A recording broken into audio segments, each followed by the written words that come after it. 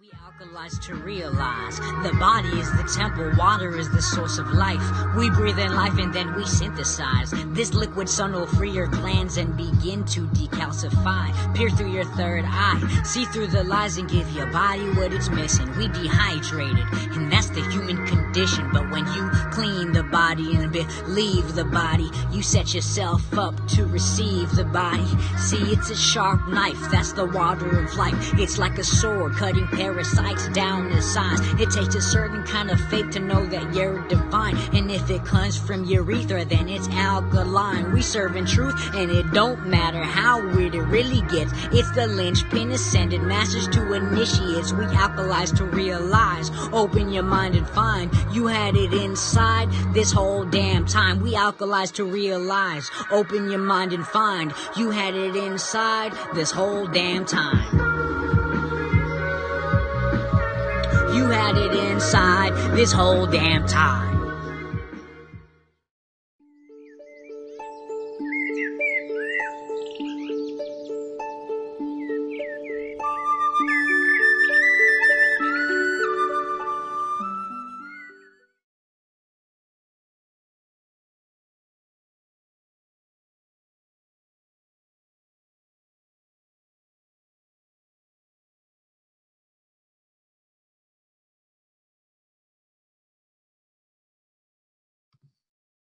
All right, peace and love, family. This is the Alkalise to Realize talk show. We got another interesting character here, Adam Lewington. And I can Adam to be very peculiar because I consider him to be like a naturalist. He has a connection to the natural world. And when we were interested, when we was talking about, like just books and, usually someone will say, oh, well, I read this book, that book. Adam said that how much trees do we have to cut down, you know what I mean, to kind of just observe someone's viewpoint. So even just the way he thinks is really interesting, and what I get from Adam is that he's very intuitive. He goes more, spends a lot of time in nature, and that's kind of a thing with being an occultist and a naturalist, a truther.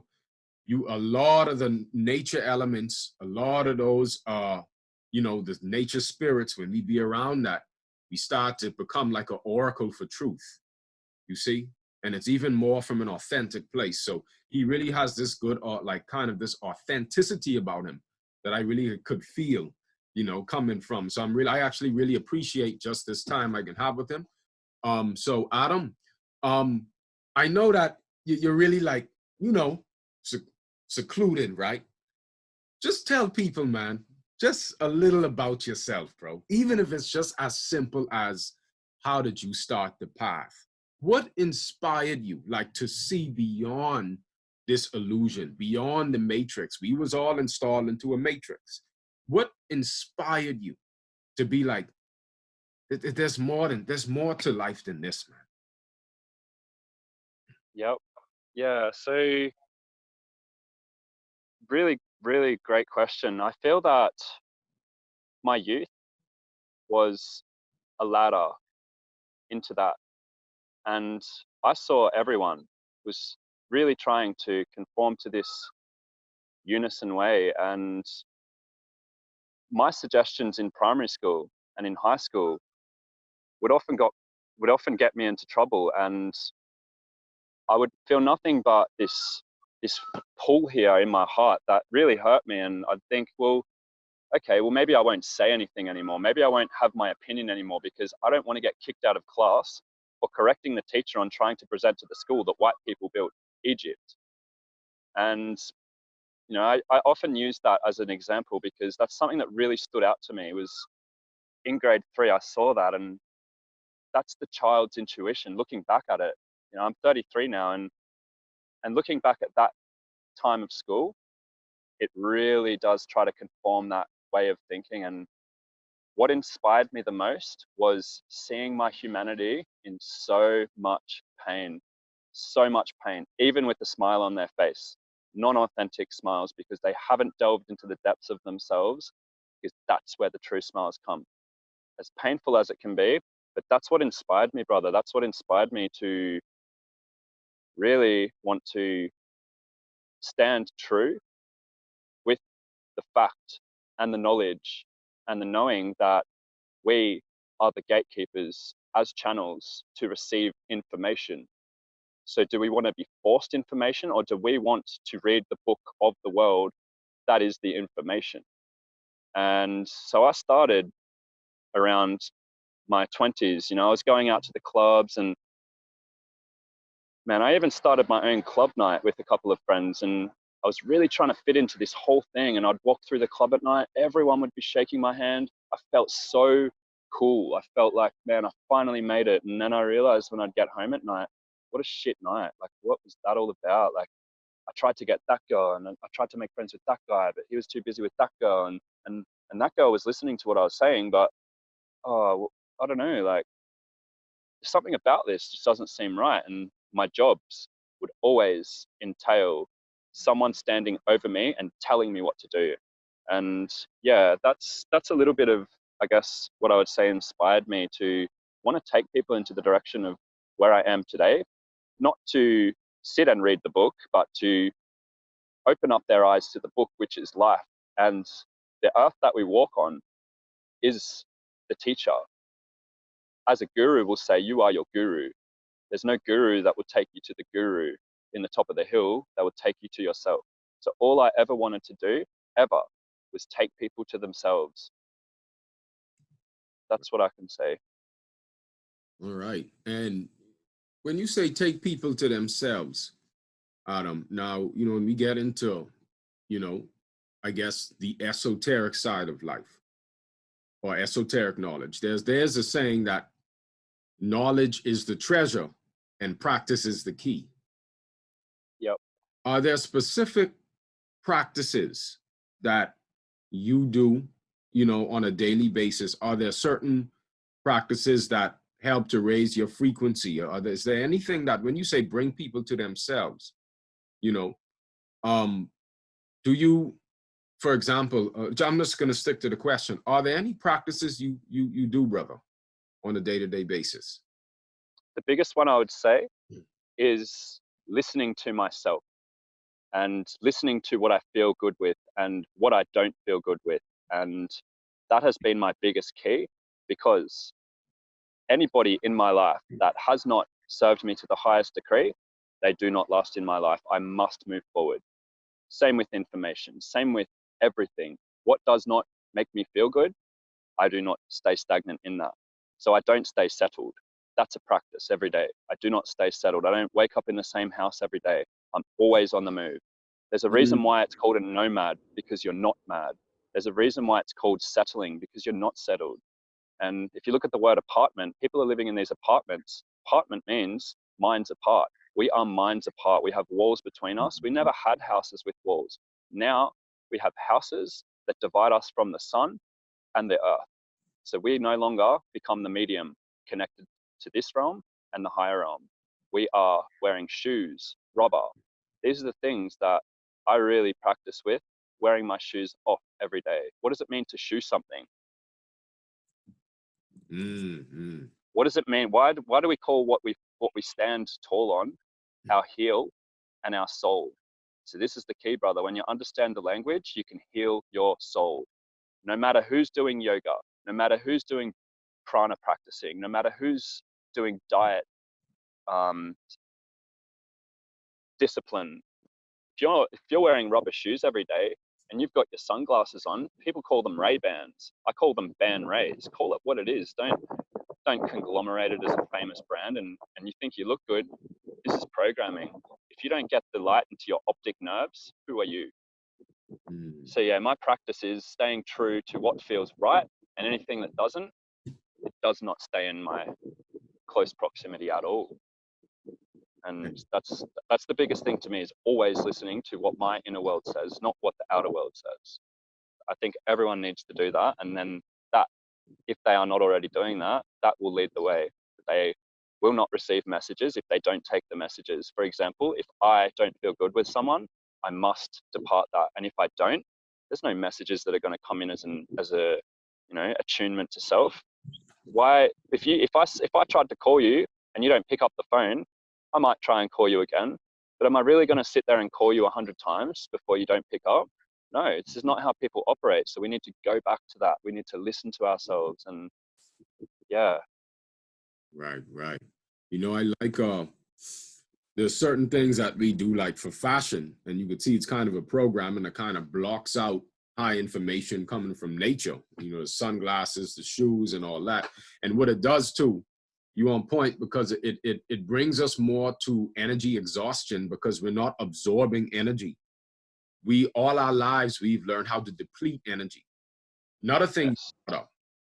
an apartment, they're squared like you're in a box. You know, same thing with graduation.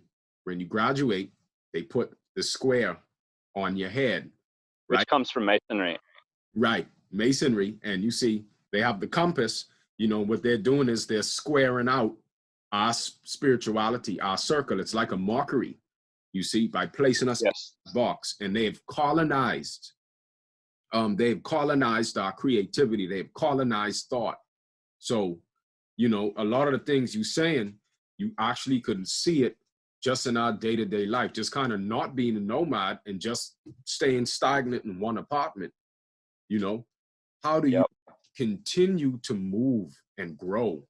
You know what I mean? So it kind of, it makes sense. I think I'm more stationary than you, but I do go outside without shoes, do my thing every day by a certain, you know, by one of my favorite trees and stuff like that.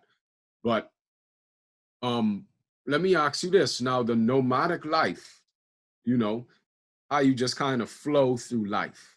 How you just flow, you go from house. Do you go like to different regions, different cities in Australia, different countries, or is it kind of in the same town where you move around? No, like I started off in the top of Australia in Queensland. Right. And I don't know if you've ever heard of the Sunshine Coast. That's where I grew up. And I met some really great people there. And I just didn't feel right because when I'd leave that place, I'd find myself finding something new. And when I'd go back home, it was nothing, there was nothing new to be learned. I knew it all. As an open eye person, most people will find something different all the time if they're not fully open every day. But I find every time I stay in the same place, I only know the same place, the same knowledge, the same people, the same laughter, the same song. I want a multitude of song, and I get that through moving. And it's not just about, like, the only way you can push toxins out of your body through the lymphatic system is by moving the body. So Absolutely. what does it mean to just float around the same town? Have you ever heard of a place called Byron Bay in Queensland, Australia? No.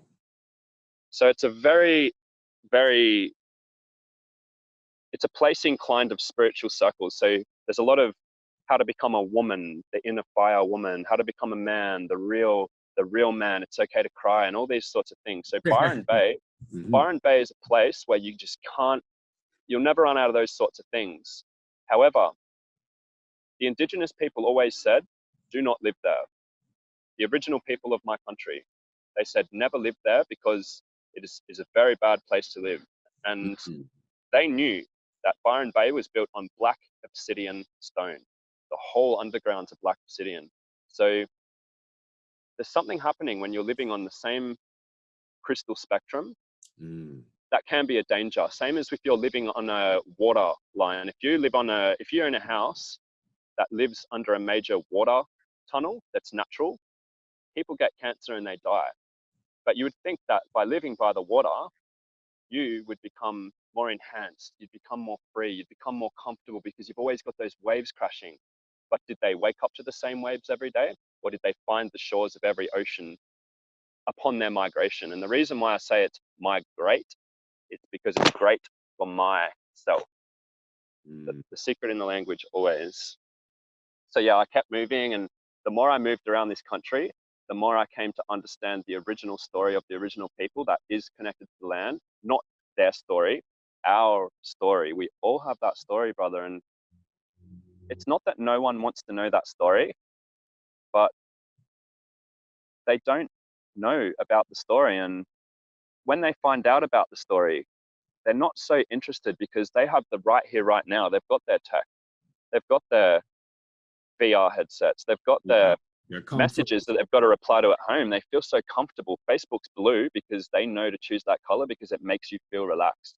The reason why they don't have, they only had likes. They introduced Facebook with likes because they knew everyone would love those likes. If they introduced Facebook with dislikes and likes, people would be out and about.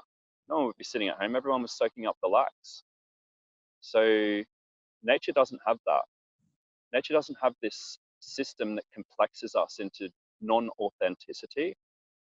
And so we're stuck in an exoteric version of life, only focusing on the physical, rather than the esoteric version of life, which incorporates the non-physical and the physical. And like Tesla said, the day we begin to study non-physical phenomena, the more we will learn in 10 years than we have in all of scientific examination.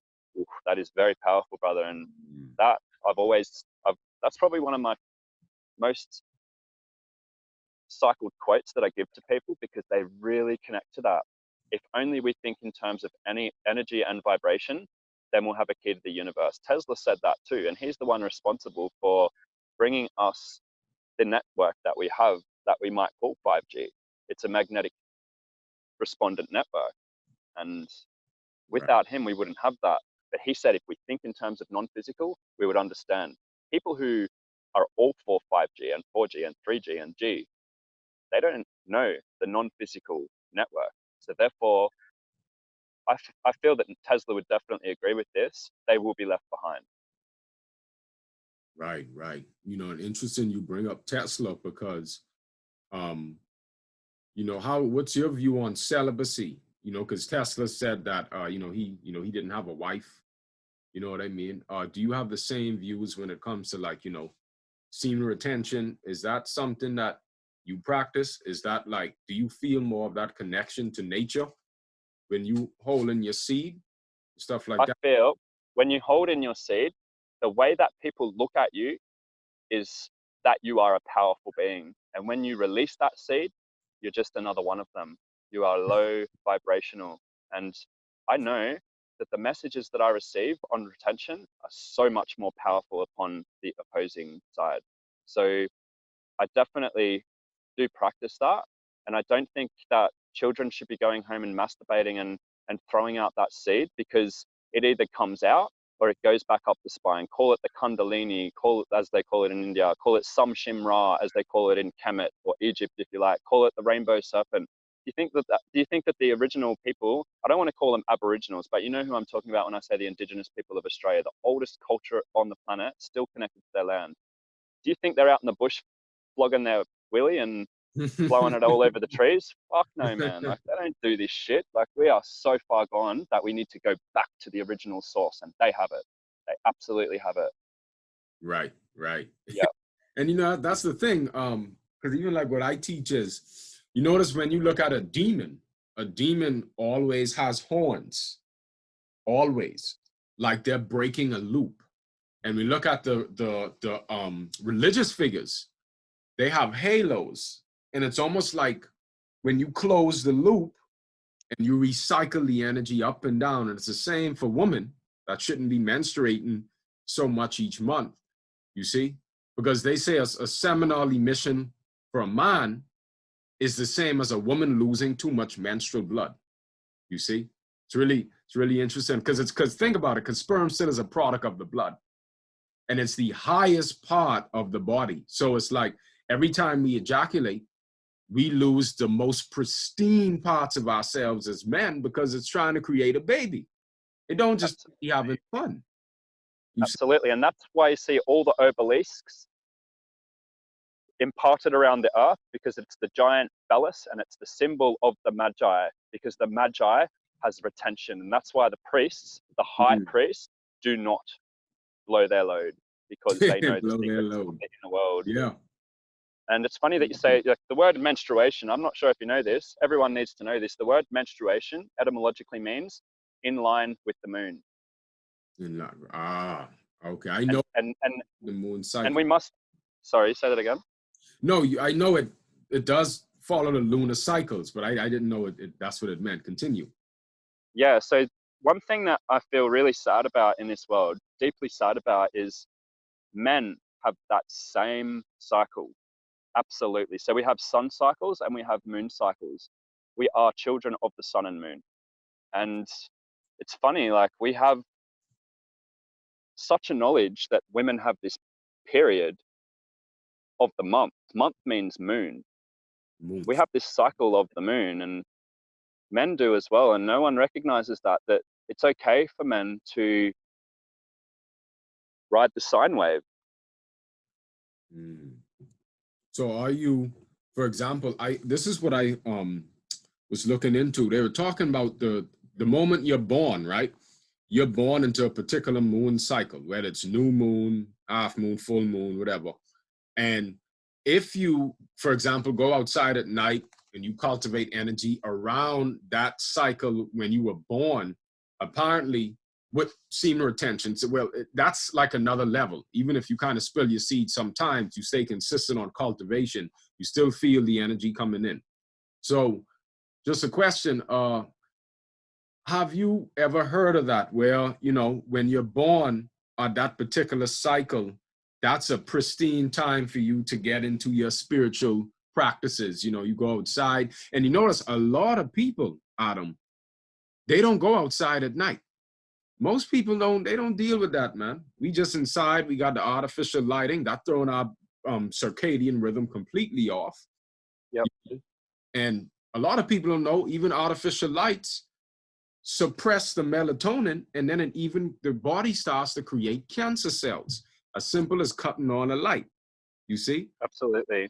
You know, so what you're saying, you know, it is in line with the things that I have come to know, especially know, and that when we respect these cycles of nature, you start to, especially showing up at dawn, right?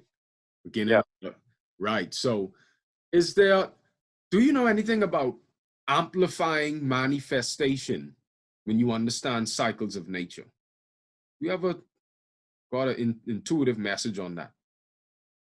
So I think a lot of the ancient texts talk about cycles in that sense. So everyone in Ayurvedics has their 4-hour period of window during the day that, depending on which dosha they are, depends on which their highest form of energy is. So if you're talking about amplification. So when I go into entheogenic paths through plants, I came to a point where I would use that 4-hour window and I felt that amplification. Absolutely.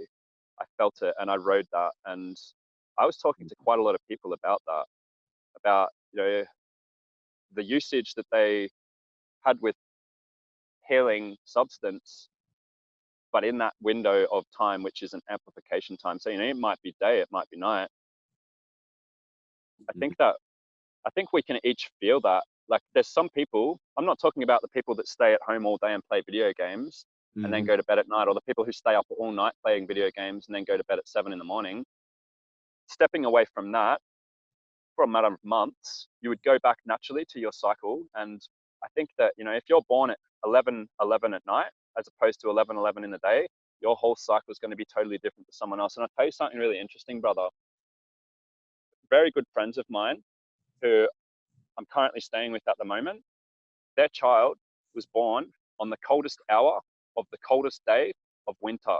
And one time when I was staying there, oh, brother, it was so cold. I was like, I couldn't, there was one night in this area where I couldn't even sit by the fire because I was too cold. So I had to go into my motorhome. And in the morning, it was so cold. She walked over to where I was staying fully naked. And I was just like fully rugged up, and I didn't know this knowledge about that. And it was her mother that taught me that this is a thing. And it really resonated with me. And yeah, there's so much about cycles that we reattach to if only we let the illusions free.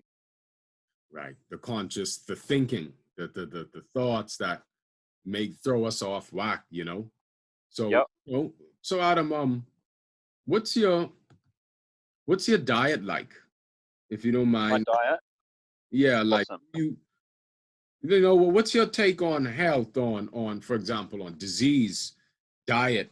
You know, it's because we have a lot of diet wars going on right now. You know, so it's like, Yes, that's part of the agenda. There's many platforms of division. Leave none behind. They are all part of the same one division, divide and conquer. So my views on diet is the first three letters say it all. God, Diet was not the word that was used to step away from our natural food. I was talking about this with my friend the other night, actually.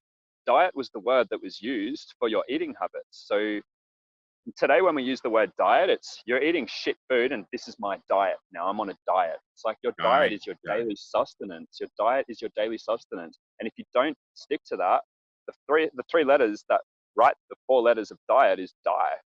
Why?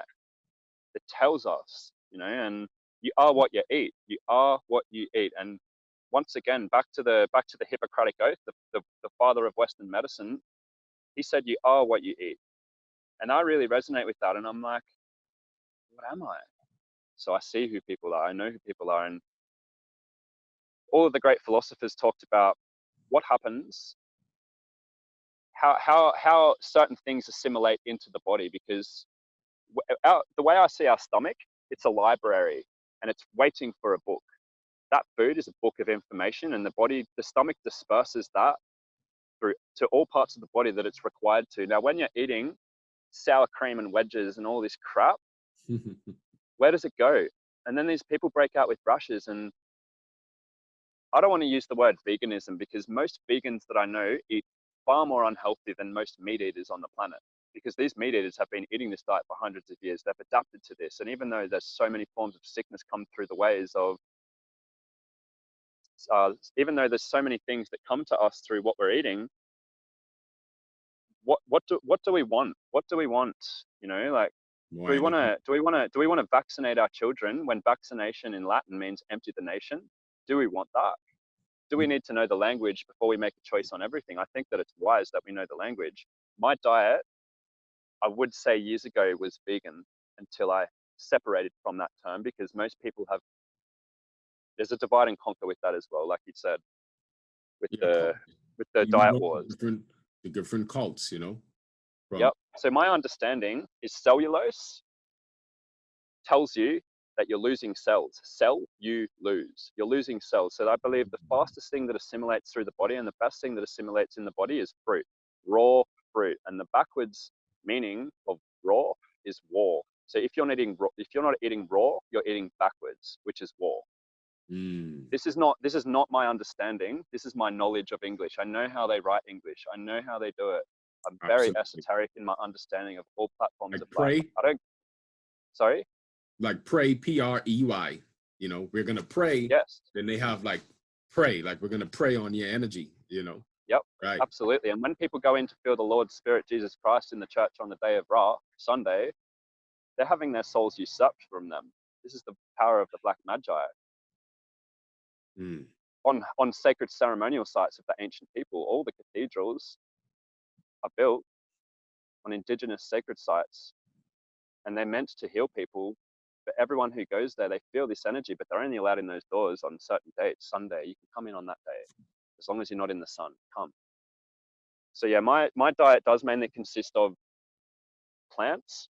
And recently, it was a very hard struggle, man. And I'll be honest, it Mm. was so hard to give up gluten, which is the Latin word for glue, because I Yeah, know that it's yeah. glue in my stomach and it stops my chemicals going up the spine to the brain. I don't want that. So it was a really hard struggle for me to break that spell, because I love bread. I love Yeah, pizza. that's I love pasta. I love chips. I love, man, any of that shit food. I loved it. boy. And I tell you, so, that's the real trap, B. That's the real like even like giving up the meat thing. That's child's play when it comes to the starches, the gluten, the like. yep. That's child's play, bro. You know. Yep. So everyone's really worried about gluten, and they replace it with rice. They're replacing one starch with another, starving their stomachs. The stomachs are drying out, and they all of these substances are soaking up our dopamines and all the things that we feel. If you go to a doctor and say you've got depression, they'll never ever ask you what you're eating. Some might, No, but yeah, never as a general rule of thumb. no. And you know, you're right. In the gluten, it takes up so much energy. And you know what we find is on this path family is that it's all about energy management.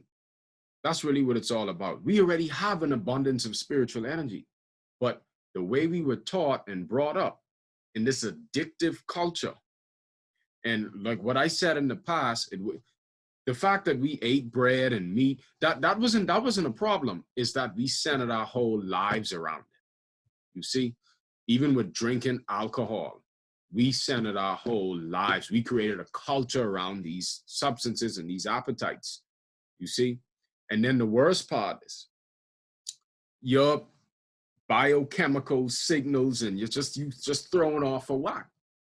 And you know, Absolutely. thing when we were talking about the sexual energy, brother, I'd like to say that one of the biggest things that brings hell to this planet is the misuse and abuse of the sexual energy, because a lot of our kids are being cultivated from an energy that's not in unconditional love. You know, it's just not in unconditional love. And then you deal with that, and now you got this child that's kind of doesn't really know life. They kind of know how to survive. They know how to be addicted.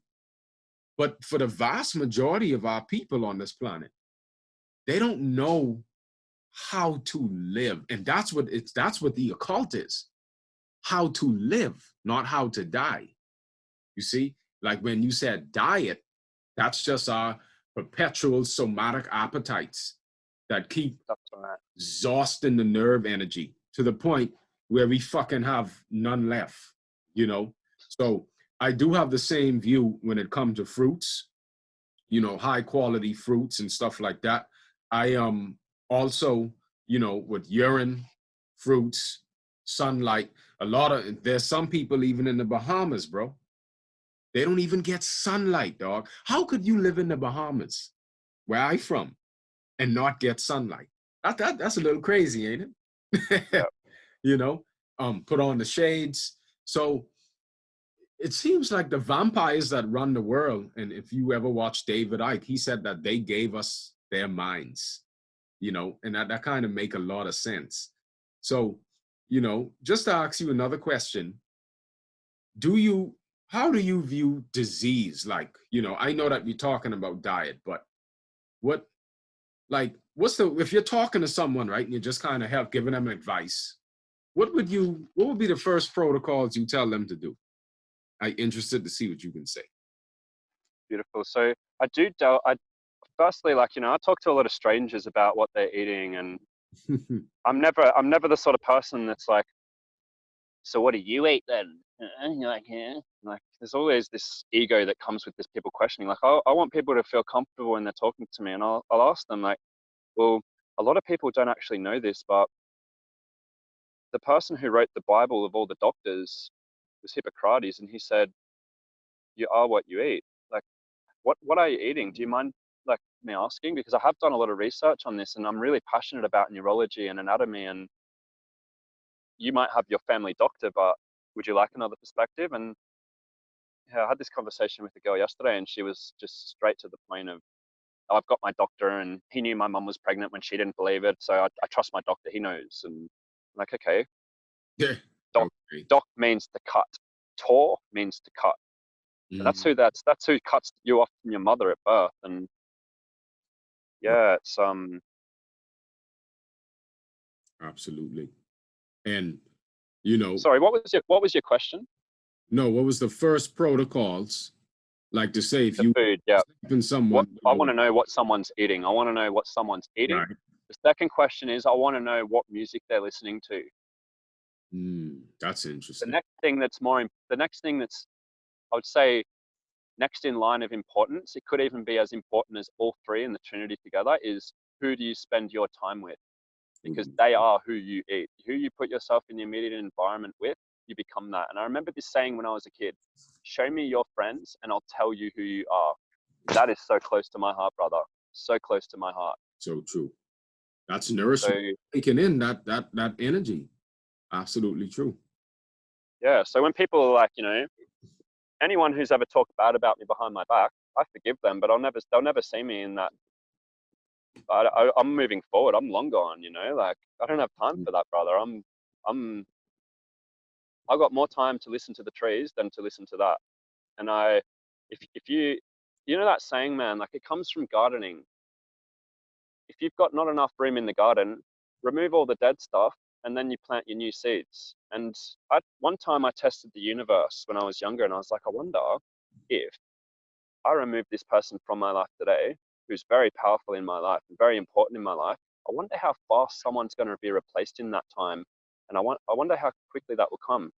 Oh man, it's amazing. Every time you get rid of something that doesn't serve you, this whole new service comes into your life, and you're so far advanced. And I feel so sorry for people that are so close to their friends. Like they never want to let that connection go, but what is it serving you, you know? And that's as big as what you eat and what you listen to. All of our senses add up to what we are sensing. And that's why most people are not sensible, because their senses don't allow that. But how is it so? Right, right. See, very big on words. Awesome. I love how you put it together, because I even when you look at where you know, like for example, like your solar plexus, right, your lower dantian. Notice people, what do they call that? Your waist, where your gut. Because they want us to believe that what comes out of that gate is waste. But it's not. Mm-hmm. It's not waste. Why would divine say, look, I want to make this very clear. Anyone who believes in evolution, you're very far behind. You don't know why the agenda of evolution came to be. But the thing that we urinate from is the same thing that gives us life if we want to create a being. Why would that be? Why would the gate of creation be the gate of waste? That's something that Jesse said to me, brother, and it really resonated with me. And I was like, wow, absolutely, it's so true. And I know truth when I hear it, brother. And it's not about, hang on, I have to have a think about that for a second. Does it resonate with your heart instantly or not? Then it's the truth. I had to ride with that. And it's the most powerful. You know that semen is the most powerful substance. Why would urine that would mix with your sperm count? So if you think it's highly toxic, then you saying your sperm fucked up, right? So it's like that's I actually did make that point to a few people a couple of weeks back, you know, because they kind of was it was a little odd that, you know, I tell them I was doing urine fast and stuff like that, you know. But you know what I realized, brother? It's no matter how much the protocols we do, it's like you really have to get into that temperaments and really say no. Like you have to use the word no. Yeah. Because if you don't, you could easily go into autopilot, because the lower forces for what most of humanity consumes and takes in, you know, it's everywhere. Yeah. Really, like everywhere, you know. So even like, for example, I was telling someone, I would rather be not known at all, but do the shadow work, be that powerful being, make that difference, right? Not be known at all, than to be someone that's known, but not do the necessary like shadow work or have the integrity in my heart. Because I feel like, brother, we in a day and age that everybody fucking deep. Everybody deep. Everybody read some book or did something and they could have a way with words. But this is a quote that I found that's really deep. And it says that everyone is deep until they face the test. And the test is those fucking thoughts when you alone in your room. There's certain thoughts, certain emotions, certain appetites that you must face, you know? And when you face it, those are the things. That's the one that's holding you back, you see? You know, we could externalize the enemy as much as we want. I even would like to say that those very thoughts and those very things that are in us that's the mark of the beast. We all have a beast inside us, you know? And this beast doesn't seem to have a respect for nature or a respect for the light. It just wants to fucking eat, consume, or just be emotional, or you know. So, brother, It's the parasites. It's the parasites. yeah, you know, and most of humanity is just mindless eaters. You have people that wake up and they do nothing but eat and fuck and eat and want to produce just all day, just mindless eating, and And go to bed because even they're so tired.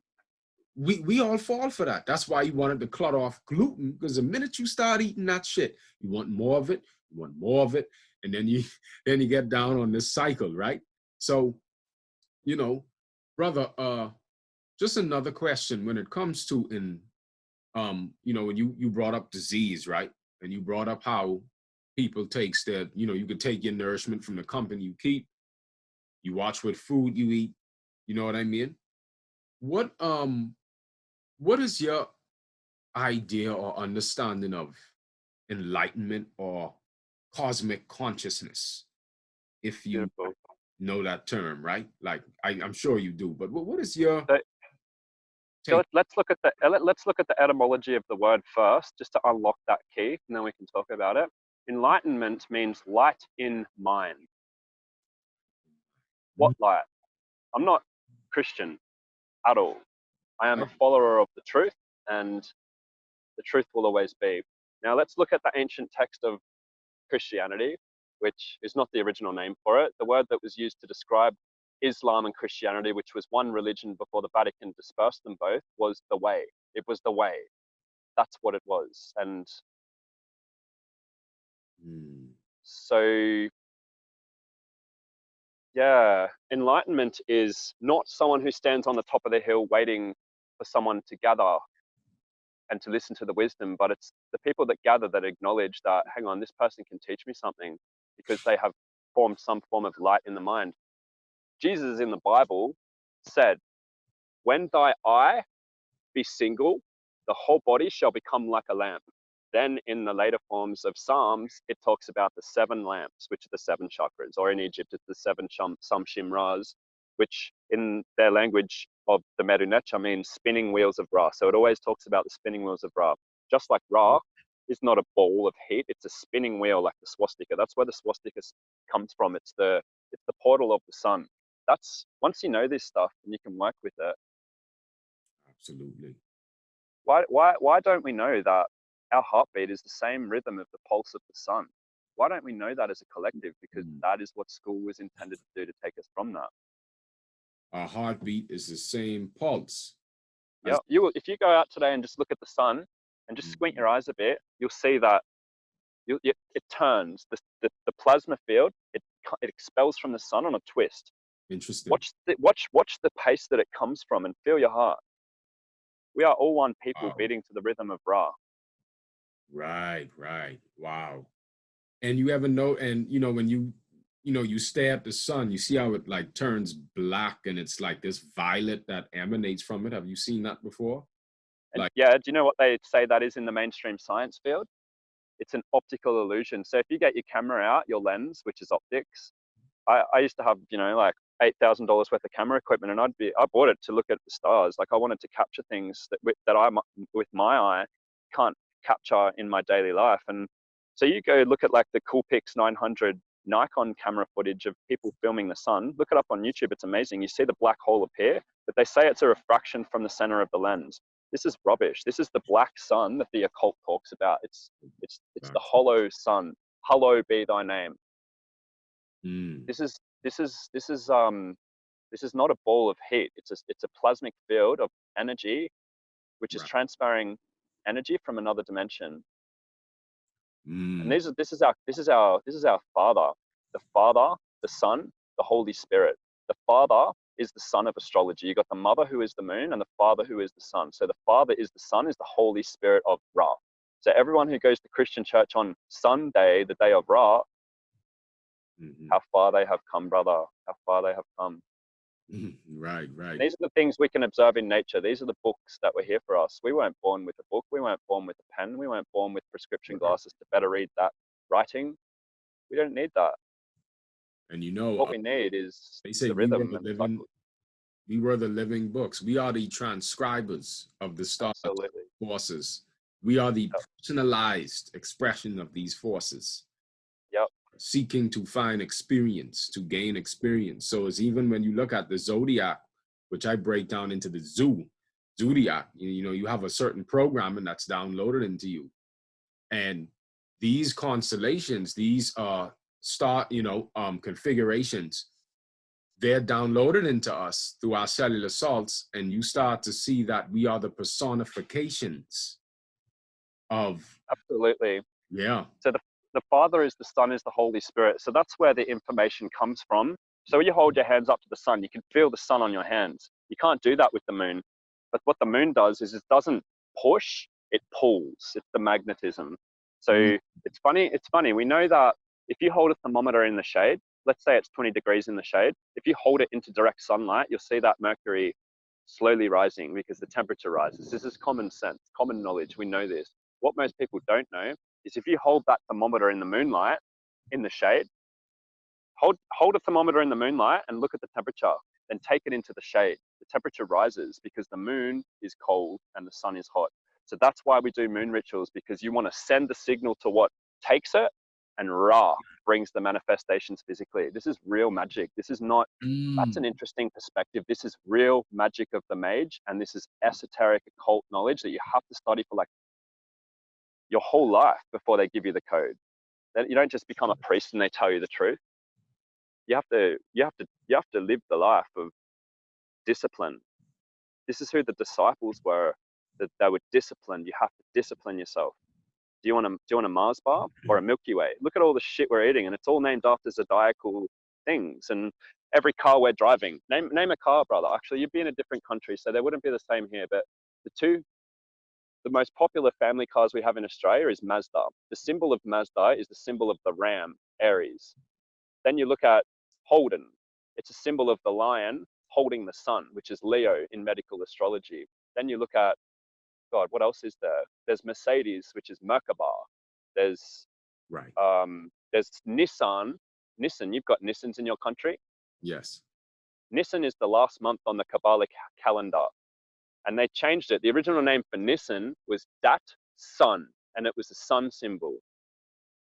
So literally, we get in our cars and we drive these astrological symbols from the empire we don't understand. Everything around us is named after astrological symbols. All of the statues in courtrooms, in the Supreme Courts, in the high realm places of society are all astrological entities. And we think that it's just someone that they represent and respect, but it's not. It's all zodiacal symbolism because they're living by the zodiac. So right now we're about to pass into Saturn in Aquarius, and that's why they're doing what they're doing in the world, because now is the time to move.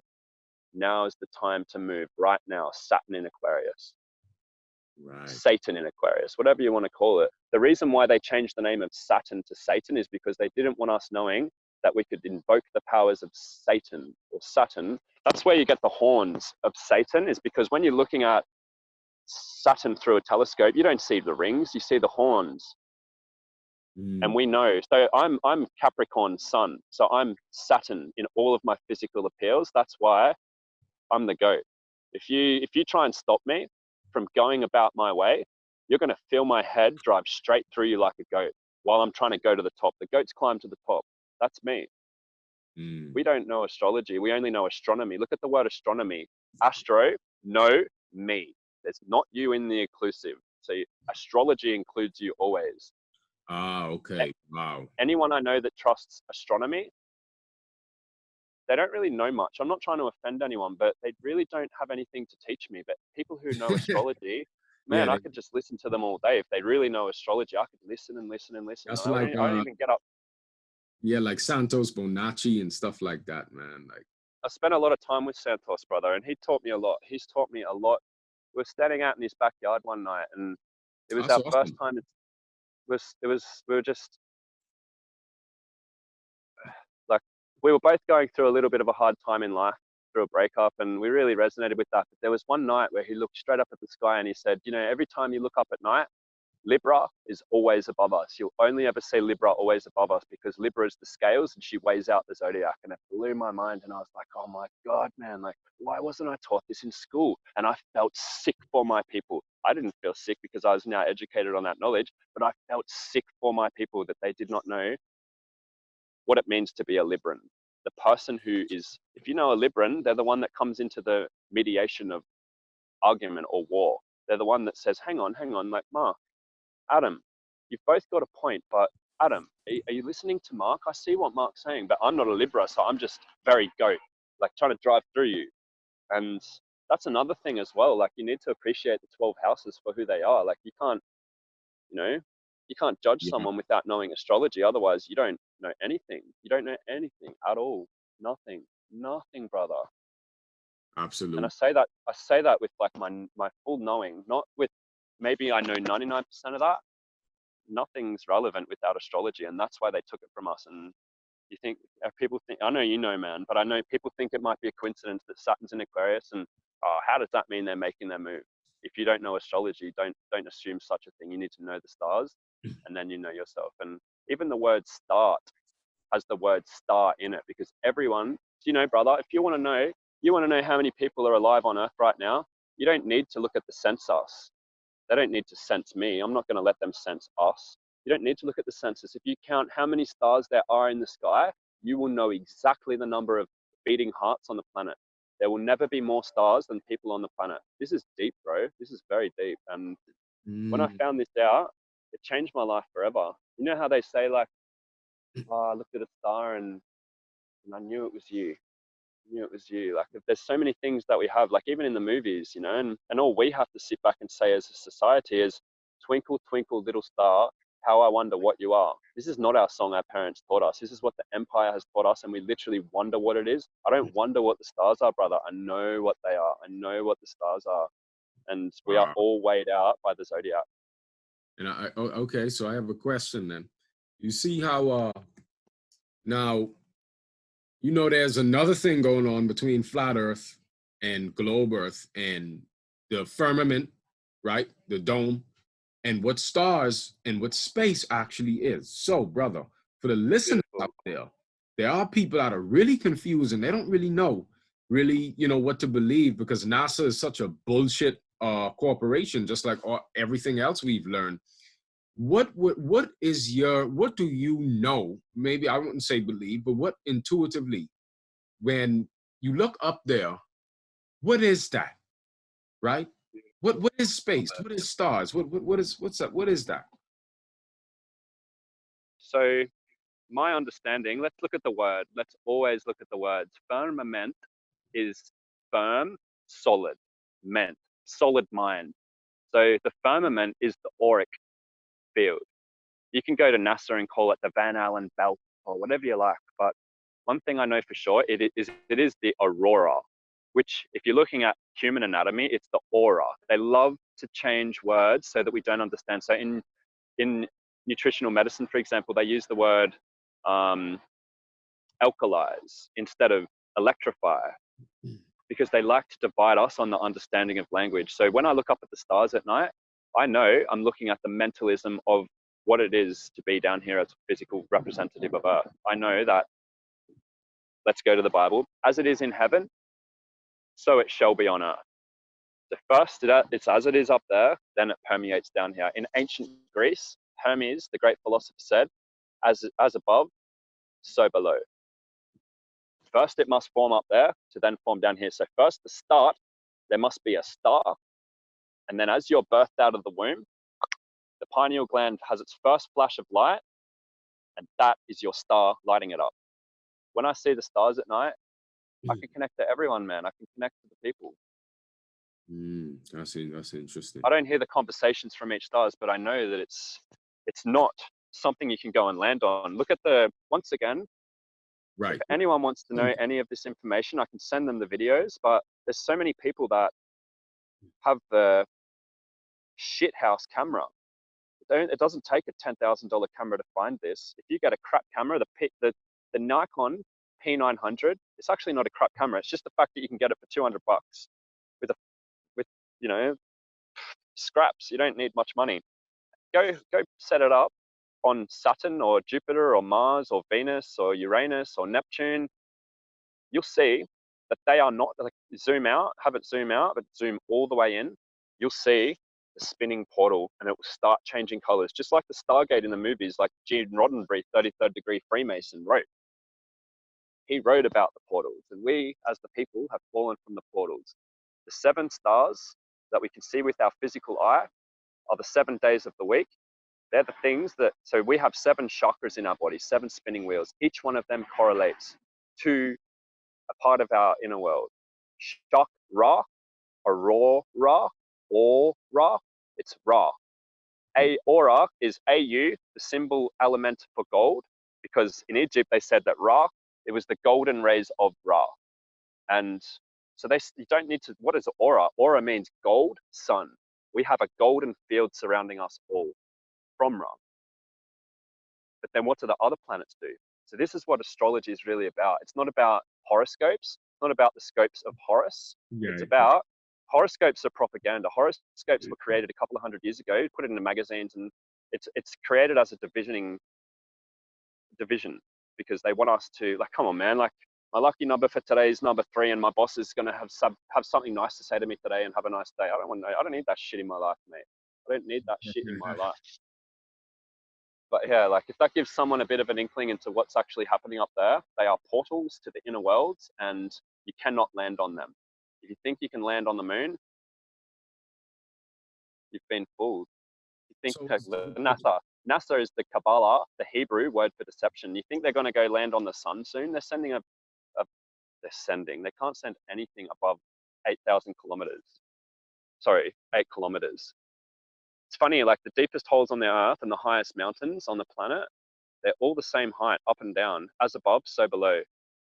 You can't go a certain height, you can't go a certain depth. Like in Siberia, they couldn't get past, I think it was 9 kilometers, and it was in what's the name of the hole? Some people refer to it as the hell hole. And in the radio, in the 1914, I think it was, they put a audio sample on the radio and told the people, this is the sounds that we've recorded from the deepest holes on earth in Siberia, the sounds of hell. And they just had all these sounds of screaming and really making people fear that information, you know. So one thing I will say is technology is based on astrology. You know, solid state hard drives, they're a rock, just a rock, and you're reading into the rock with light, scanning through the rock with light. What do you think the sun's doing? What do you think the moon's doing? What's it doing? You know, everything's based on light and magnetism of electricity. And yeah, it's really beautiful. It's beautiful that, you know, Joe Blow didn't sit at home and find out how to figure out a solid state hard drive. Manly Palmer Hall, he said, do you know Manly Hall, brother? Yes, Manly P. One of the greatest philosophers of all time. If anyone hasn't heard of Manly Palmer Hall, you need to listen to everything he has to say. I've been listening to I haven't listened to him for years, but he really helped me to find my inner world through knowledge. And he said something quite wise. He said, he who understands the inner workings of the motor of his car, absolutely, will understand the inner workings and the outer workings of the universe, absolutely. What he means by that is, if you understand the cycles of a motor, you understand the universe. Because when you've got a motor of a car, you've got an intake, which is your air filtration, which mixes with the fuel, your food, and then you've got an exhaust, which is your lower gate. There's always cycles that have to be in sustenance in everything in life. There's nothing in life that isn't in cycles. And next time you urinate in the toilet, look at it, man, it's spiraling out. Next time you go to the waterfall, it's not falling down, it's spiraling down. And people choose whether they want to believe in spirituality or not. You don't choose between whether you're a spiritual person or not, because everything is spiralic, everything, and everything is cyclical, in cycle. Are you in cycle? Most people are not in cycle, brother, because they're not wearing barefoot to the earth. They're wearing sunglasses. And do you know how many times I walk around town and people look at my feet and they look at me? And my response is, hey man, do you like my shoes? These are my favorite shoes. And I keep walking, man, you know, like, I just give a little bit of a positive aspect. I'm not going to be like, what are you looking at? But I know, man, they're in shock because the trauma-based mind control that they've been placed under is severe. It is severe. What do people do on the day of Ra on Sunday? I don't know if they do it in your country, brother, but the first thing that people do on Sunday is they go and cut the nature down. They cut their grass. They shouldn't even have grass, man. It's Monsanto grass. Most houses don't even have natural, authentic earth grass. It's Monsanto grass, which we can't benefit from. We were meant to benefit from all the grasses. Wheat is a grass. There was over 4,000 types of wheat over 100 years ago. Monsanto is using one type of wheat now, which is the worst one for us. So it's not about whether gluten's good or bad for us. Talk about the Christ, the Christos. He was just in symbolism. He was handing out bread to the people. Yeah. So if I go back to the original knowledge of my country, they don't eat crap bread. They use the acacia flower seeds and they put that into their bread. So the acacia is acacia, is DMT. So the most highest form of dimethyltryptamine you can get on the planet is through the acacic plant, which connects you to the akashic records, which is the aurora, which is the firmament, which is the mentalism, and it comes into your field. That whole field surrounding you is where all your thoughts are. And that's why you've got to be careful about magnetic warfare, because once you strip away the magnetic auric field of the being, you can do whatever you want to them, anything you want. And yeah, it's not just about parasites. It's about, who do you surround yourself with? You want to put yourself 1 millimeter away from that person's auric field? Watch out. Oh, you flowing, brother. Yeah. Yeah, I like how you really like how you put that together, with the stars, with the aurora, with aura, Ra, with the firmament, right? Firm, mind, aura of the earth. I like how you put that together, because what this does is, family, when you listen to Adam talk, it should really, obviously, this conversation is going to spark more questions than answers. And I think that's how it always is. It's supposed to spark a new type of thought, or at least an ancient thought, before we kind of dived a little too deep into the 3D, into the parasitic 3D nature. And, I'm just kind of processing a lot of the things you said, because, I'm also a very good listener as well. It does make a lot of sense. And it really, even when you brought up spiral, I thought of the word whirl, and whirl is WHIRL, spiral. That's the world we live in. It's spiralic. It's a world. Yeah. They're playing on words, man. Phonetics. It's not about lexicograms or anagrams or backwards, forwards meanings or anything. It's like the phonetics. If the word sounds the same, you know how we say in English, which is which. Mm-hmm. 3 different spellings. Which is which. They don't want us to know which is which. They don't want us to know the divine sorcery of the earth. Sorcery comes from the word source, which is Ra, which is the only force of source that there is that gives us that. And then everything bounces the light from Ra. And then you have people that are like, oh, but I heard that NASA's just found a sun. So look at our sun compared to the new sun they've just, oh man, get away from me. I don't want to hear about it. I don't want to hear about it, but do you want to hear this? Do you want to hear the truth? There is no other sun. There is no other solar systems. This is the only one. That's why it's called the universe, because there is one. Universe means one song. Verse is a song. Do we hear the song? Most people don't. And I'm not trying to offend people when I call, like I posted a status the other day, brother, and I said to people, if you believe what's happening in the current narrative of the world from the TV, you are pathetic. I'm not trying to hurt anyone, man, and it hurts me to say it, but pathetic is a path. That's why it's the word path. That's the path that people choose. I don't choose that path. I choose the path that was always here. I don't need to learn it in school. Education is not for me. I'm self-educated. Everything I learned in school was a lie, was a non-truth. And then I came to my own university of soul, and I would never become a soldier. No way. I would never be sold to die. Look at the word. It's sol. And they all have the sun corona on their shoulders. No matter what military you're on the planet, you all have a sun corona on your shoulder. Corona is a Latin word for crown. Right. And there's so many other things I would like to say, but I won't say it, because I know where we are right now in terms of the coronavirus. who's putting who in jail for saying what. I'm going to be very careful, but people better beware of who they're getting information from. Just another ancient text of a symbolic meaning. Christos is the Christ, comes from the Greek word Christos, which means to be anointed with oil. Christ was crucified on the 33rd year of his life. But the 33rd vertebrae, so you got 33 vertebrae in your spine, and the Christos goes up the spine, your semen goes up the spine, and it goes into the corpus callosum and drips down into the pineal gland, and boom, you've got your spark of information. Right. And so Adam, yeah, what would halt it from rising up besides ejaculation? We already know ejaculation, but what would? Yep. The number one thing is alcohol. So the word alcohol comes from, let's look at the word always. The word alcohol comes from the Arabic word al-kuhul, which means flesh-eating spirit. It's not a spirit that eats your flesh like a demon. It is, what happens when you put alcohol with oil? It removes the oil. It strips it away. So when you put alcohol into your body, which is oils and salts and sugars, that's all it is. There's 12 types of salts in the body, one for each house of the zodiac.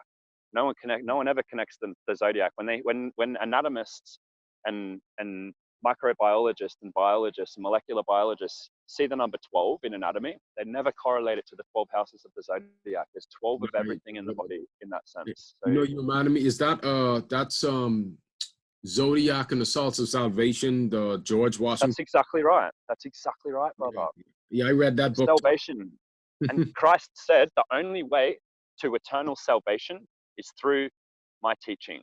So he never said go to church. Church comes from the Greek word circle, which is where the word ceremony comes from. Sere is circle and mon is moon. Ceremony was performed on the full circle moon. And it's all about the salts of salvation. And George Washington, he was a very symbolic man, wasn't he? He was always popping out and about, talking symbolism, and nothing changed with Trump. Trump is the only person in New York City that has the tallest tower with a crown on it. Talk about the crown again. Wow, that's and no one knows, man. Everyone thinks that Trump is the king. Trump is the most powerful card in tarot. That's the power card. Trump is the power card of this agenda that's happening right now. He's the power card. He's being used. And you know what? Some of the most intelligent people I know, they believe that this wall needs to be built because those bloody Mexicans shouldn't be getting in. I don't know, man, that wall is going to lock everyone in America. But I won't say any more about that. Right. Yeah, it's it could go either way. You know what I mean? And again, we're just talking about speculations, I do like when you brought up what was it? Before you said that, I was gonna ask something. It's gone. It'll come back. It'll come back. So yeah, this is a real interesting talk, brother. Okay, yeah. Now you it's interesting you bring up the alcohol. And that being a big industry on the planet. A lot of and brother, you know that I'm from the Bahamas, bro. There ain't nothing else to do but go to the damn bar. I tell you. That's not how it was, brother. That's not how the Bahamas was 100 years ago, 200 years ago. No. They've changed it so the only thing you can do is that. Right. And that's a lack of creativity. Another thing, like you don't know what to do with your time. So besides alcohol, bro, is there can food do that? Like stop? Yes. So which foods could stop it? So meat is acidic.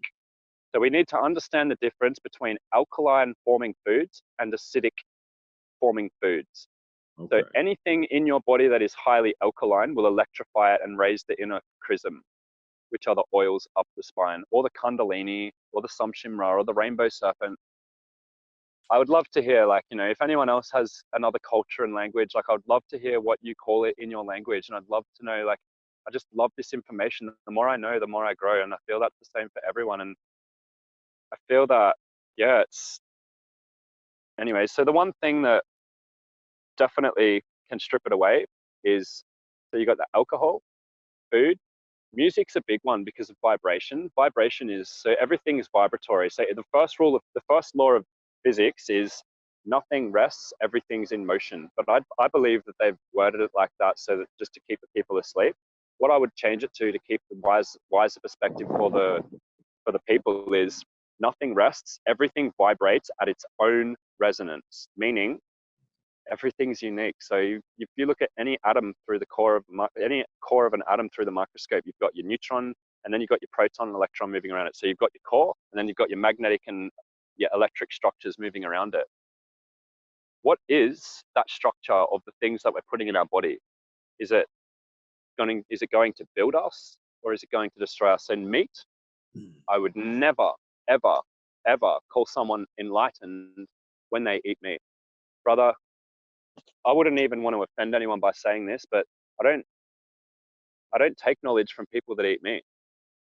I don't, because I can't, because I know that I'm at a certain point now where, why would I go backwards with the knowledge that I learn? Everyone that eats meat they think that they've been eating meat for thousands of years. It's not how it was. This is not how it was. We were not eating animals. We had all of the colors of the chakras growing beneath our feet, walking beside us. And, oh, but you got to eat meat because otherwise they'll overpopulate us. No, nature has its own way of forming equilibrium as much as necessarily possible. Just don't make that your concern. Right. Nature can concern itself with that. Alcohol, meat, and dairy and eggs. When you go into your shopping center, I'm not talking about, like your normal nice organic shop that we used to have and what we came from in trade. When you go into the supermarket worldwide, go and have a look at all of the foods that are for sale. Now, I really got curious once, and I was like, I wonder if they've selected all the foods that are the worst for us and put that as our options. And do you know, man, like tomatoes are a big one, right? Mm-hmm. Everyone has tomato. You go to Rome, all roads lead to Rome. You go to Italy, everything they do is with tomato. And if you look up in the American Medical Journal, tomatine, it's an alkaloid which forms psychosis in the consumer. So that's a side effect. And I've said this to people and they're like, oh yeah, but it depends how much you eat. And my response is, what do you know?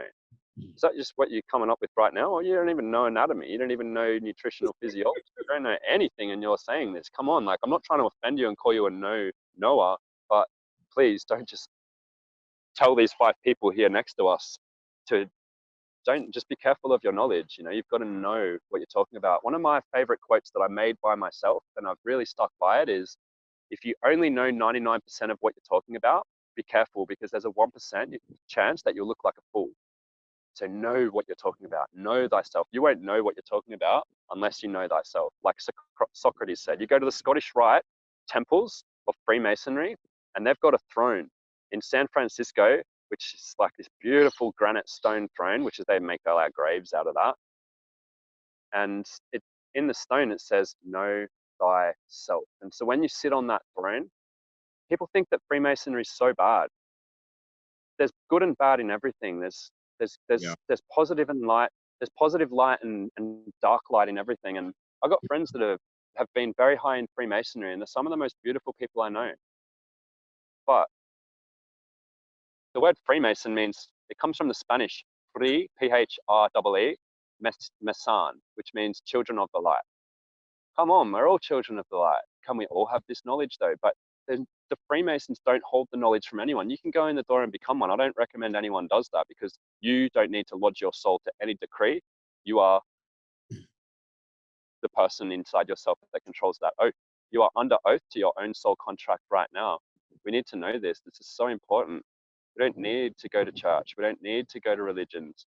I had a friend the other day. He's been going, he did a 3-day course on receiving the light. Okay. And he wanted to give me light therapy. And I said, no, man, like, sorry, but like I said to my partner, I was like, he's going to come to us and want to give us light. And I'm like, I don't want anything to do with that because number one, he eats meat. Number two, the the things that he watches like on television, like, and he's going to watch this video, and I know that, and you better not be offended, brother, because I love you, but you need to know that 3 days of light practice, it's not how it works, man. It's a dedication of life. You need to dedicate your life. You're on the beginning path, and I love you, bro. But here we are, and we're all children of light, and we are all here to give each other the light. But what do we know? What is our knowledge? Not what do we believe, what will be the lie. It's what do you know? What do you know with your heart? Because that heart is your biggest brain. Forget that crap. This thing here, see that hair? Look at every animal in the animal kingdom. Go to the spider, go to the cricket, go to the frog, go to the gorilla, go to anything. They've either got, so reptiles, for example, they all have the pineal gland right outside their skull. They're the only animal that I can think of, other than insects, that have their third eye outer body. They're the exo eye. So why is it that everything on the planet has this central eye in the middle of their brain? This hair, you know, the highest professing degree of hair on the planet is a hairdresser. This is where we go to have our hair nurtured. Do you know, have you ever seen the pile of magazines that are sitting on the bench near the mirror in front of you? And what's in that shit? All that fucking bullshit, man. Like, and you wonder why they are who they are when they talk about only the things they talk about. You are what you eat in knowledge and light and everything. And so anyways, my point is, these people have been forced to believe that hair is dead protein. No, it's not. It's molecular protein which receives light. So if you put your hair in the sun, your hair takes all of the sun's light takes all of the light from Ra, radiates it through your brain as a filter, and sends all the light through your body. The brain is like a filtering process which sends it down, and of course we can think with it. Of course, you know, like, we can have headaches when we're not eating right. There's this thing that's happening there in thought, but mainly it's a filtration device. And the main heart, that's the brain, and that's why the heart is the middle chakra, right? If you look up the etymology of the word heart, it is nothing to do with a flowing liquid or a pulse. It means center of, whatever you're referencing. So for example, if I say I'm in the heart of Africa, you're in the center of Africa. You're not on the river flowing in Africa. You're not on the blood mountains of Africa. You are in the center of Africa. And so that's why we have the word earth as an anagram of heart, because the ancient people knew, forget what you believe, not you, brother. Ancient people knew that earth was and is the center of all existence, the universe, the one song. We are the one thing in the center of all. And we believe that, oh man, how many times have you heard this? But Mark, don't you think that it's ignorant to believe that there's not life on other planets? How many times have you heard this shit, man? Oh yeah, it's all over Gaia. It's everywhere. Yeah. Oh man, be careful of that one. Yeah, they've got their own agendas. Be careful of the Gaia project. Be careful. I know. Camelot project, the Venus project.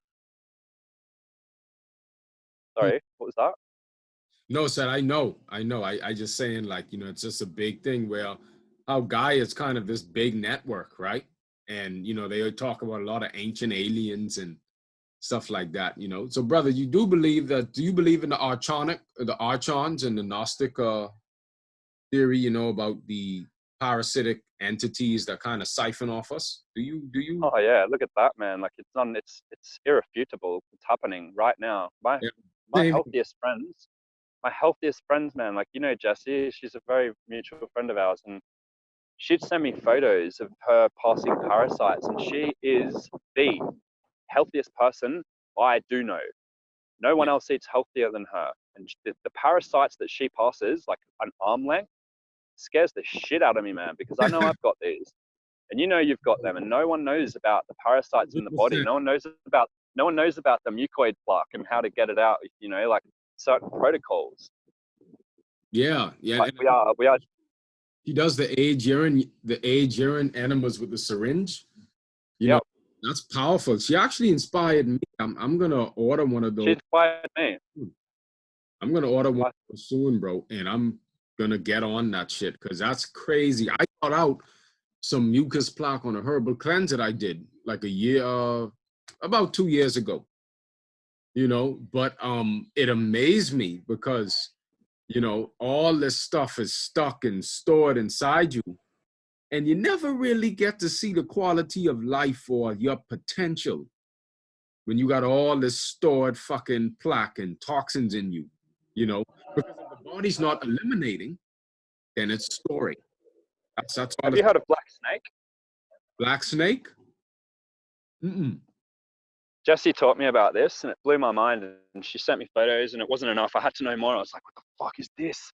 So anyone, any one of you that eats meat, dairy and eggs, you all have your intestines filled with a black snake, and all your food is struggling to get around that. So when you go through the protocols, you're likely to do about 1.5 meters poo that all sticks together, and it's all black. But vegans, or sorry, plant-based eaters, they generally pass the green snakes because they're eating that more wholesome diet. But this black snake is just apparently the most vile smelling thing on the planet that can be smelled. And of course that makes sense to me. Of course that makes sense. The worst smelling thing on the planet is, who are you when you are what you eat?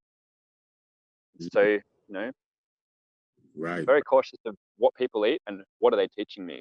Straight away, you know, like Santos Bonacci is a prime example. He's got the greatest knowledge on the planet right now out of anyone that can bring all of the subjects under one umbrella. And, you know, like if he was someone that was eating meat, I promise you, man, I promise you with my whole heart, he wouldn't have the knowledge. He would not be able to expel the knowledge as quickly as he could consume it. So, you know, and one thing I will say, what is the first meal that we have every day? What's it called? Break fast. Break fast. But everyone says break fast because they've fucked us. They've really taught us how to not know thyself through language. We languish in our language. We become weakened in our language. And break fast, that is not breaking fast. Just because you went to sleep, that's not fasting at all. So once again, not only have they called that meal of the day such a thing to convince us that it's okay, we're already fasting because I went to bed. No, fasting for even periods of 30 days, you know, like Santos got to 106 days, I think. And Mm. this is one of the only ways that we can cleanse our bodies is by, you know, if you service your car, why don't you service yourself? Why are we bloody putting our cars into the mechanic? We don't do the same for ourselves. If you understand the inner workings of a motor vehicle, you understand the inner workings of yourself.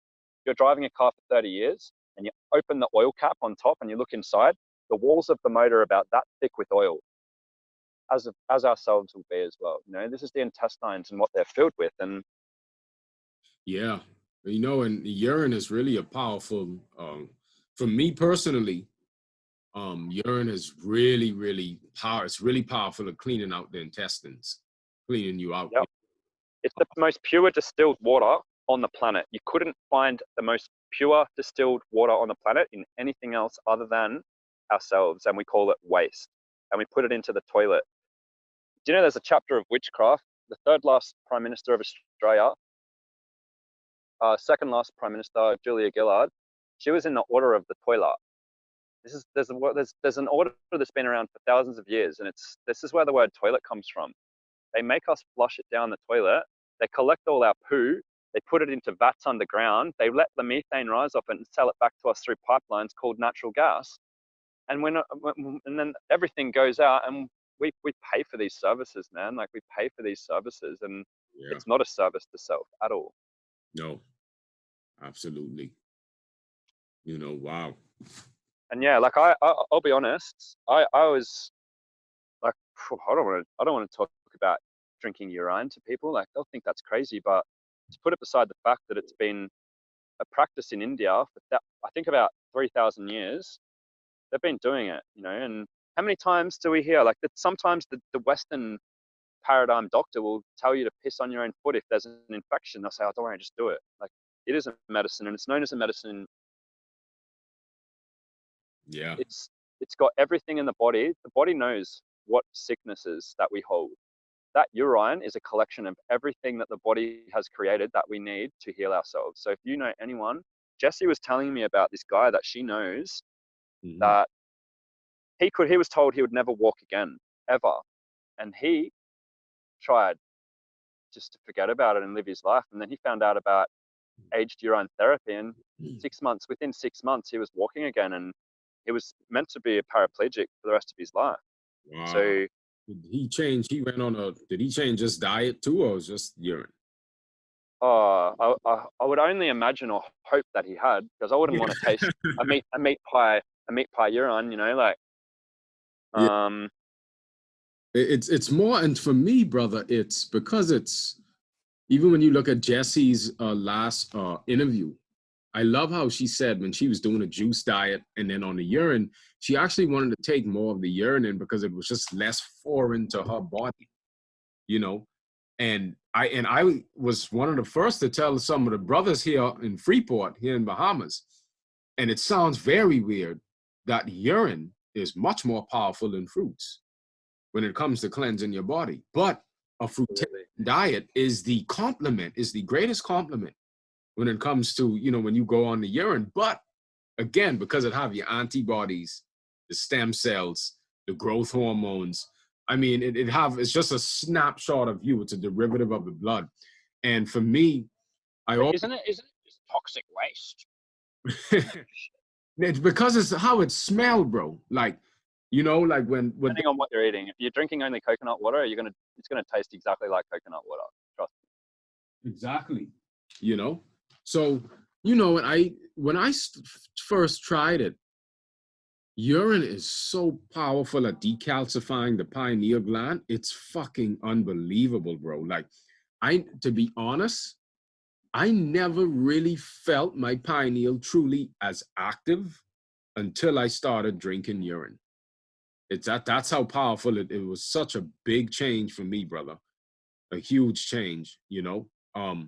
And now what I'm doing, because, you know, we have this pandemic right now, like I said before we started this recording, I am doing kind of a wax on, wax off, where I'll eat this day.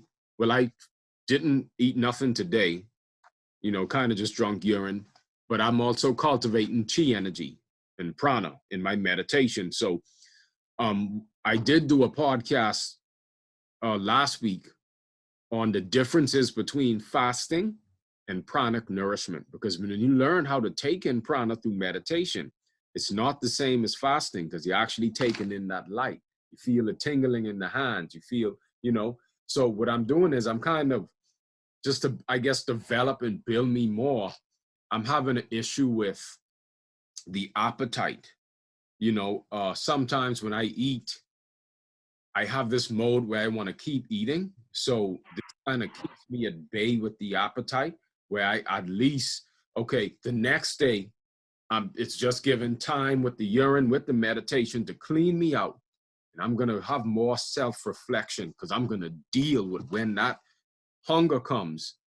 I just want to allow it to do its work. You know what I mean? When it moves stuff across the intestine and stuff like that. You know, and what I think people may not quite get, brother, is this journey, a lot of it is in non-doing, because we consciously do so much. And when you allow the body to do the work, because we don't know, but the body, the universe, it knows.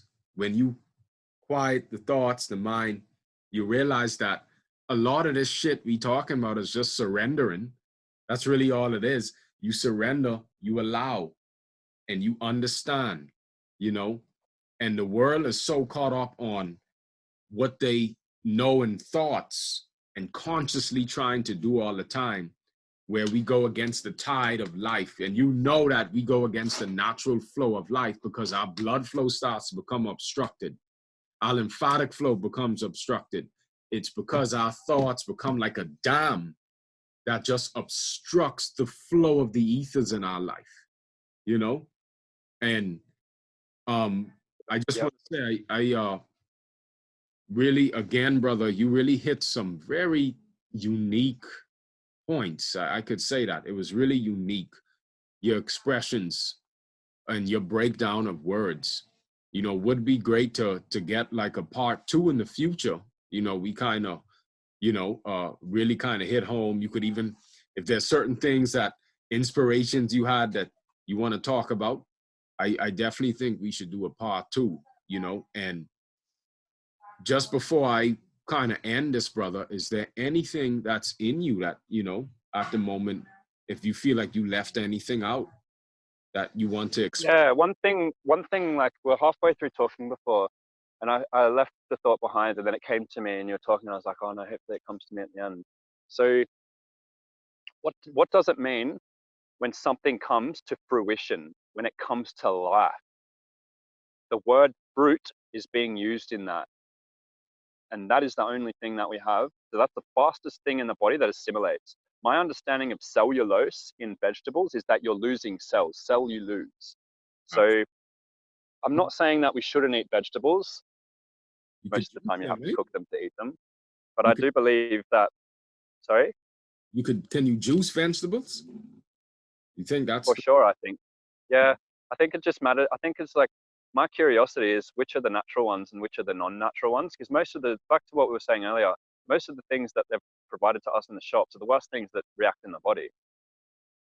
Another thing that I would like to end the topic on is a part of the ancient text that was removed. So if you get like the 1611 version of the Bible, there's a part that was removed, and there's actually 78 parts that have been removed, right? If you were here with me, man, I'd flip through and show you how the 78 parts removed all say the same thing. And it's how to reach eternal salvation. Hang on. If it's all a fairy tale, why do you remove that? So there was one thing that the symbolic teaching of Christ on the cross was teaching. So he had Christ on the cross and the two thieves either side of him because they were stealing the polarity. But he's the central pillar path in the Kabbalah. So you've got, in the Kabbalah, you've got the pillar of mercy and the pillar of severity, and Elohim, Satan, is the head of it. And so my understanding is when he was on the cross, there was something that was said symbolically that they removed later, and it was that he was saying that the only way to eternal salvation is through purity of the blood. And my understanding of anatomy is everything you put into your body eventuates to the blood. So what are we putting in our body? Do we fall under the spell? It is a spell to use sunscreen on your body. It's not a perception. If you use sunscreen on your body, you're poisoning yourself and you're bleaching yourself. Why do you think they're adding chlorine to the water? Because they're trying to make everyone white. Why do you think they're bleaching the toilet paper? You don't have to go dye your anus white because you're a porn star. They want to fuck everyone up, man. And you either want to get fucked or you want to stand tall for yourself and lead the way. You know that saying, lead, follow, or get the fuck out of my way? No one's going to lead me, brother. I've been led. Everyone needs some form of guidance. Everyone needs some form of guidance in the beginning. The elder of the indigenous tribes will walk you through the jungle and teach you the medicines. That's your guidance. And then you only need the plant signatures to know what the plants are in nature. Pythagoras talked about it. Socrates talked about it. Plato talked about it. The correspondence of signatures, meaning just by looking at the plant, where it grows and what season it's in, it tells you what it is intended to do in the body. Something that we all need to know, the correspondence of signatures. Yeah. But the blood, we want to purify the blood. And you can't do that through thinking that your mind can, I've got friends that believe that they can bless their poisoned water and it's all good. You gotta be real wise, man. Like you don't want to eat the rat kill, and you don't want to bless the tablet of rat kill and eat it, do you? Yeah. Give it a go, man. I'm sure you won't be able to do it. Like mind over matter for sure, but to a degree. To a degree, right? That's the Yeah. scary part, brother, because you have people that project themselves out to be at a level that they're nowhere near at. Nowhere near. The level that they believe they at, because they took some course, because they read some book, because they did a fast, whatever. That takes decades of dedication. It takes time. You know what I mean? So like, that's why I fell back, brother. I have I put out some classes and stuff on cultivation and just to get the word out. But I fell back because I'm more into my, I got more shadow work to do. I'm not It's okay. It's good. You're very honest in this. And that's one thing I noticed about you, brother, is a lot of people, they want to appear as something to other people. Before we did the interview, I was like, I need to watch a bit of his stuff to know what he's flowing about. And I watched your videos and I was like, man, I can't wait to do a video with him because his heart is so open. that's what it takes to be a great teacher. You do not need to have a book with curriculum forming basis of education. You need to have an open heart. So I'll tell you something quickly, brother, and it means the world to me, and it should mean the world to everyone. One of the Templars' degrees of Masonry is called the Rosicrucian philosophy. So a Rosicrucian means Rosa Crux, which means rose cross, which is the heart chakra.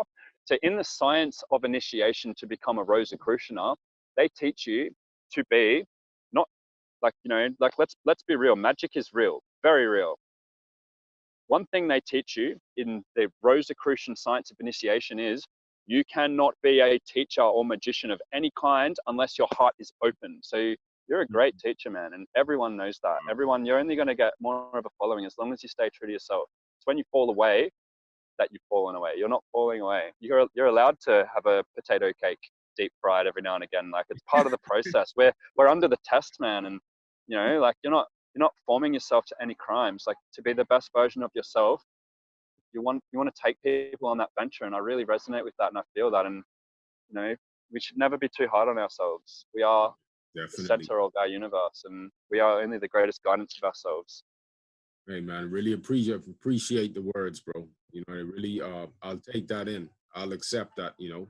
Much love to you, man. Because much love to you. I know that integrity and character, something that I talk about. Character development. When we talk about cultivating to high levels, people like to talk about the diet, they like to talk about the practices, but it's character development. That's what this is all about. The 7 virtues, the virtues of life, you see? So again, you know, I'm just being open and being real with where you at. Always do that, you know, because I have some brothers that I put on to this and they just skyrocket went up and they doing some great things. But I'm not like judging, you know, I had an issue with judging myself, and I'm getting better now, realizing that, yo, that's just, the walk isn't just this straight one thing. You kind of dance, you know, back and forth like Jacob's ladder. It's the sine wave. It's the sine wave. Yes, you know, so you could feel like, damn, I transgress, and then but it's just kind of catapult, and it's just in that transgression, you're having another understanding of self and your own people, you know, because the transgression teaches us things that the light, again, alone would not have taught us, you see? So then when you start to learn the dance, you know, the light even becomes more amplified because of the transgression, you see? Beautiful. Yep, it's true. Yeah. You know, so yeah, man. Yeah, Adam, really good stuff that you know, I'm gonna put together a good write-up on this. Really good stuff that you hit. Is there, if there's anyone that wanna follow you, do you have any, like, I know you on Facebook, we can put your Facebook, obviously. You have anything else you on, or is it just Facebook?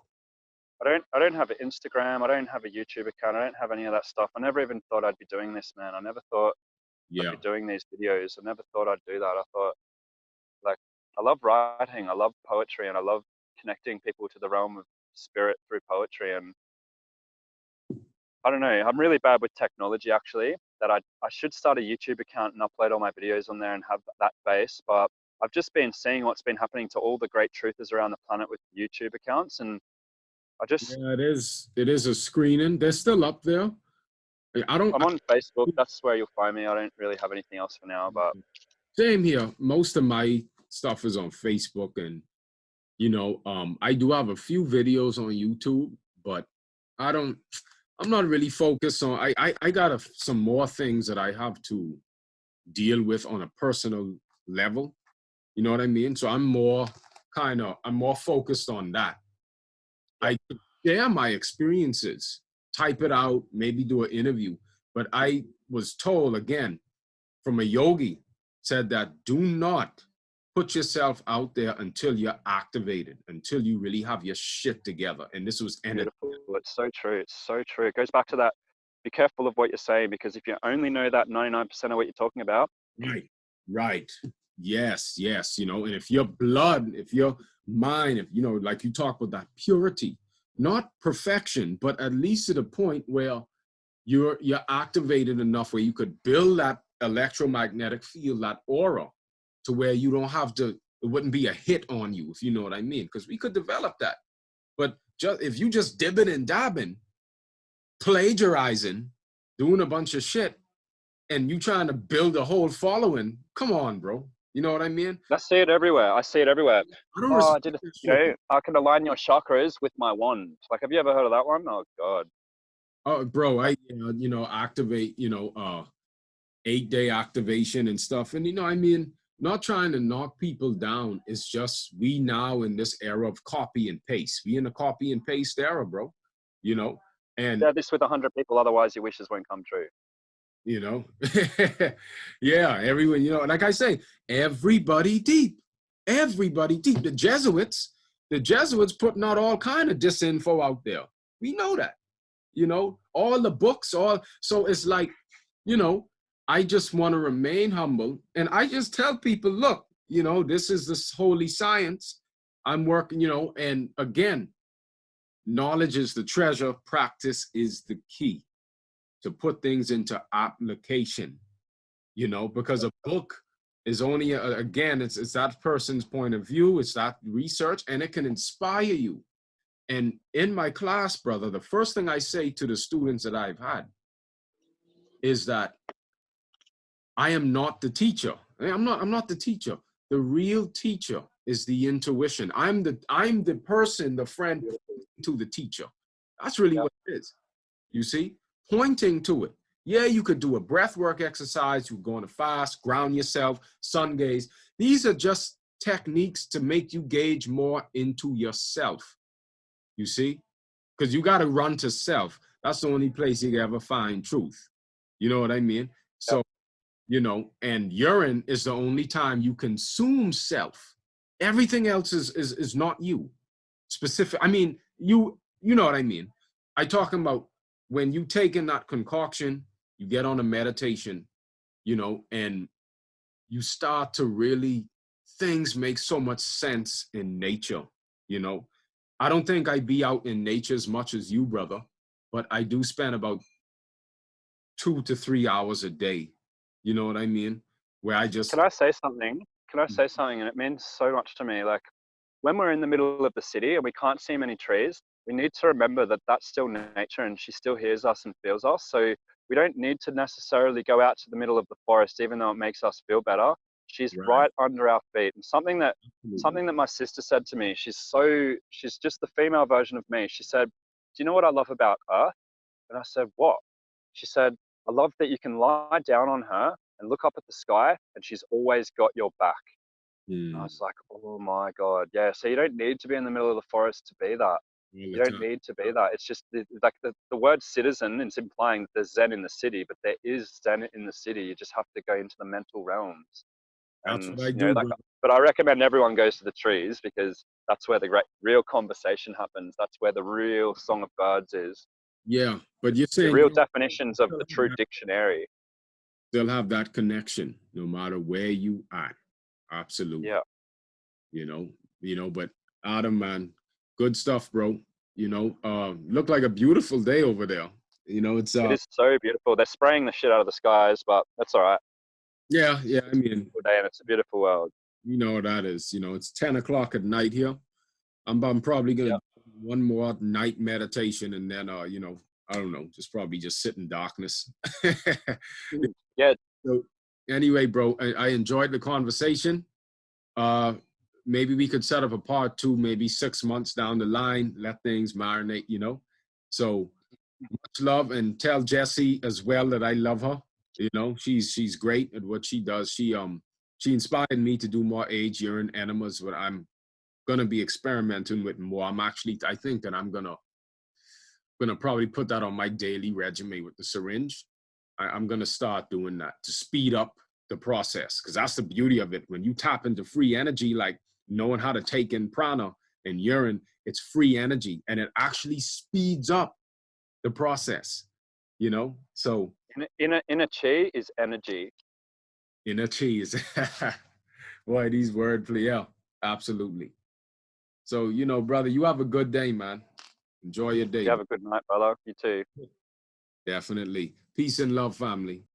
We alkalize to realize the body is the temple, water is the source of life. We breathe in life and then we synthesize. This liquid sun will free your glands and begin to decalcify. Peer through your third eye, see through the lies and give your body what it's missing. We dehydrated, and that's the human condition. But when you clean the body and believe the body, you set yourself up to receive the body. See, it's a sharp knife, that's the water of life. It's like a sword cutting parasites down the sides. It takes a certain kind of faith to know that you're divine. And if it comes from urethra, then it's alkaline. We serve in truth, and it don't matter how weird it really gets. It's the linchpin ascended masters to initiates. We alkalize to realize. Open your mind and find you had it inside this whole damn time. We alkalize to realize. Open your mind and find you had it inside this whole damn time.